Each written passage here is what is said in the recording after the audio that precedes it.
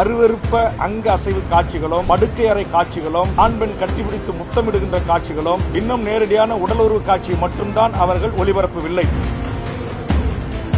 Big pass அரங்கத்திற்குள்ளாகவும் தொலைக்காட்சி முன்பாகவும் தொடப்பத்தோட செருப்பத்தோட செருப்புகளை கொண்டு எங்களுடைய மகளிர் அணி இந்த போராட்டத்தை முன்னெடுத்துவார்கள். இவ்வளவு கேவலமான கீழ்த்தரமான அநாகரிகமான ஒரு நிகழ்ச்சியை தொலைக்காட்சி நடத்திதான் பணம் சம்பாதிக்க வேண்டுமா?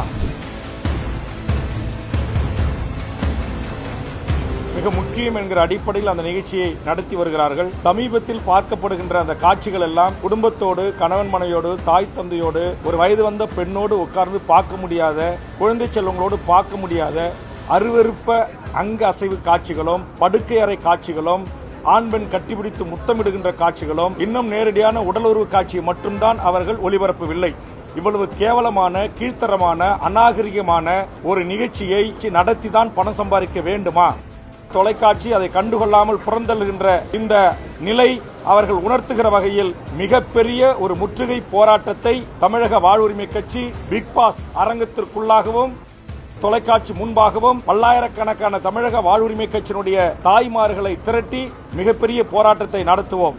எங்களுடைய உணர்வுகளை புரிந்து கொண்டு மாண்புமிகு தமிழ்நாடு முதலமைச்சரும் தமிழக அரசும் உடனடியாக அந்த நிகழ்ச்சியை தடை விதிக்கணும்.